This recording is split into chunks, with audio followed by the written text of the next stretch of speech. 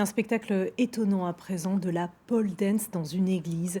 C'est à découvrir ce soir en l'église Saint-Guillaume à Strasbourg, une mise en scène inédite sur un répertoire de Bach et de Pergolèse. À la barre, le champion d'Europe de pole dance. Kat Hubert a assisté aux répétitions, regardez.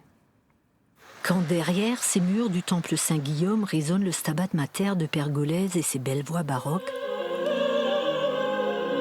qui pourrait imaginer une chorégraphie de pole dance dans une église, une grande première en France qui affiche déjà quasiment complet ce soir.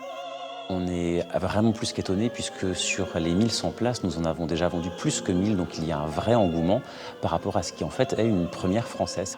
L'idée du Stabat, c'est l'idée de l'œuvre et l'idée aussi d'une peinture, d'une crucifixion et finalement d'imaginer un tableau qui est figé et qui va s'animer avec la musique. À l'origine, tout est né d'une rencontre entre Cyril Palot et Vincent Grobelny, l'un musicien, l'autre champion d'Europe 2017 et champion de France 2018 en pole dance.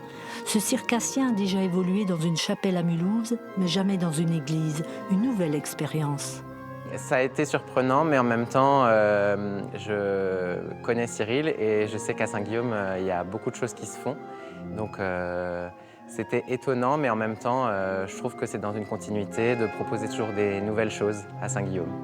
C'est vrai qu'on fait une discipline qui est sportive, où ça demande de la force, mais elle demande aussi beaucoup de danse. Et ce que je dis souvent dans pole dance, ce qui m'intéresse, c'est le mot danse.